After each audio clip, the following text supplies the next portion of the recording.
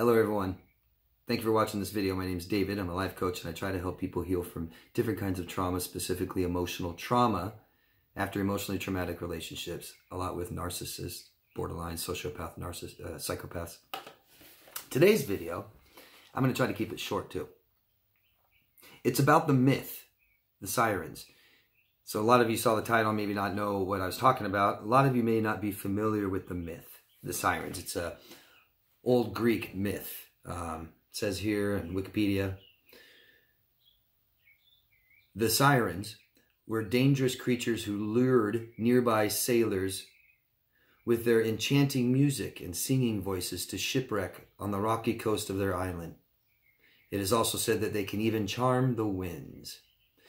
They were depicted as women who sang on this deserted island that was dangerous and rocky shores, and ships, it came anywhere near it, they'd crash. And they believed that these women, the Sirens, would sing beautiful music and the sailors would hear it and be drawn to it. And as they came closer and closer to the island, they shipwrecked. And the Sirens got what they wanted from them, right? Really depicts narcissists, doesn't it? We are susceptible. Right? We hear what they say and what they do, and we're attracted to it for some reason.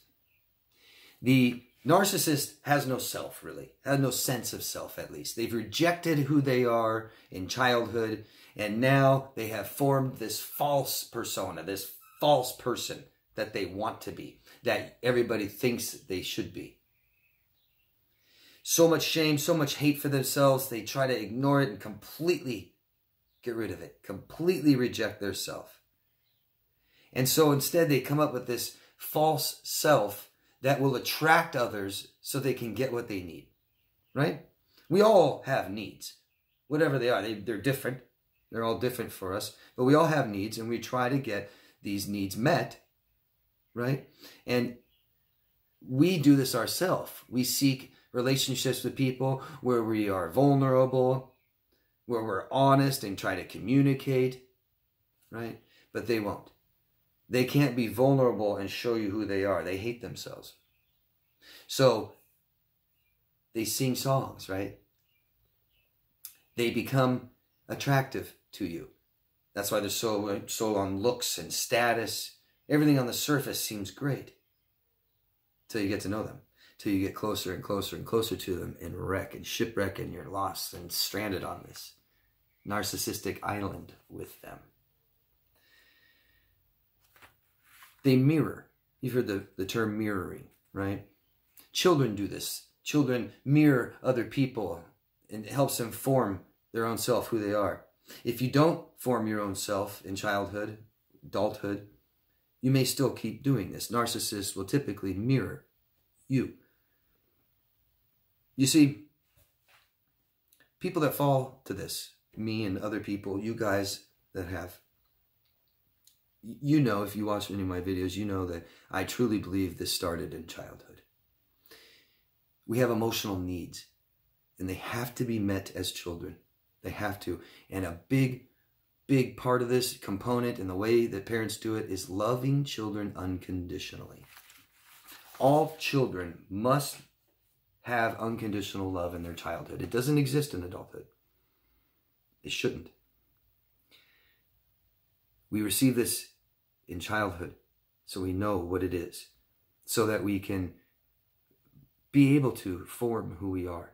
It's okay to make mistakes. It's okay to be funny and weird and things like this. We don't have to be perfect.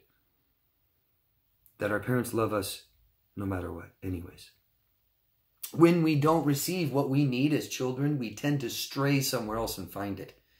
If we don't get attention from our parents, we seek attention elsewhere, act out in school, right? If we don't receive unconditional love, which is absolutely necessary in our lives, in the beginning of our lives, if we don't receive unconditional love, we try to find it somewhere else.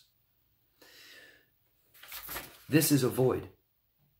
If our parents didn't meet our emotional needs, not physical, emotional needs were neglected of what we needed, and I call that not enough love. I'm not saying your parents didn't love you, not enough. Unconditional love, we didn't receive that, you definitely didn't get enough love, and that creates a void, okay? This is the void. And this is where we stray and try to go find it. Having unconditional love from our parents teaches us to unconditional love ourselves. That it's okay that we make mistakes, that we mess up and fail and do bad things. We overcome them and we forgive ourselves and we don't do it again. So we're out looking for unconditional love. We're out looking to fill this void. Our parents didn't do it. Who will do it now? Not realizing that it's us. We look for somebody else to fulfill this void, and we need it. Depends on it. Dependent. And when we meet someone familiar who will unconditionally love us, it fills this void, and it's amazing. It's powerful. Our hormones rise up like crazy. They're our idealized mate. Maybe they're loving us like our parents didn't. Unconditionally, won't judge us. They're like us. They're familiar.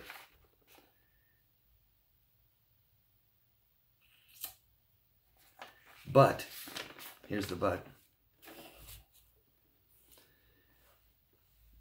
These people don't love themselves at all. They hate themselves. Okay? So if you don't know who you are, how can anything you say or do be genuine? You don't know. Do you really feel that way? Do you really need that, want that? Is that what you really, truly value? Are you sure you're in touch with who you are? The narcissist rejects themselves and they need you, right? So they become whatever you want. Whatever you want. And that siren they're yelling out there to attract you, it may just be, I will love you unconditionally. I will love you unconditionally. And we get draw to it and draw to it and draw to it until we're crashed on this island with them, this narcissistic island where we can't get off, where there's no help. We start losing our family and our friends in our lives, relationships. We start losing ourselves. And we don't know what to do and we don't know how to get out. We've lost ourselves. And this person that we thought was great and amazing and felt so good, they start to criticize us, ridicule us, betray us, traumatize us, for them to get exactly what they need from us, which is totally different than what we need from them. The Sirens, the myth of Sirens. I thought it was an amazing resemblance. And so I wanted to share this with you. I hope you enjoy it. Please tell me what you think and add other similarities to this myth or other myths, narcissist myths, right? Learning about this and understanding it and being aware of your experience and what happened will help you heal, okay?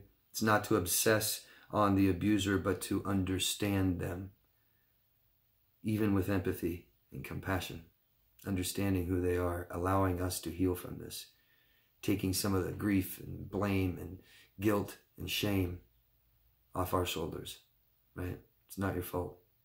It's not your fault. Learn why we were attracted to these people. Learn that and fix it, okay? The moral is fill the void yourself with your own unconditional love. It's the only person we unconditionally love in our lives besides our children when they are children. We unconditionally love ourselves, and that's how we unconditionally love our children. If we conditionally love ourselves and it only matters if we do this or do that or be perfect or don't make mistakes, that's what we will expect from our children, and this cycle will continue. So you want to be the best parent you can? Start unconditionally loving yourself so you can teach that to your children. We cannot teach what we do not know or what we don't practice, okay? So it's okay if you make mistakes. It's okay if you've done bad things. It's okay if you failed. It's okay if you're not the best looking, smartest, strongest, prettiest. It doesn't matter. It doesn't matter. Accept these things. Accept who you are and how you feel and your mistakes. And because it doesn't matter. You're going to love yourself no matter what. Okay? Thanks, guys. Thank you. Love some feedback. I would love it. I'd love to know what you think about this. Like I said, come up with other ones. Maybe you come up with other ideas for me. All right? Thank you, guys. Love yourself first. I'll see you again. Anybody who wants coaching, you can find me at daviddemars.com. Love yourself first. Bye.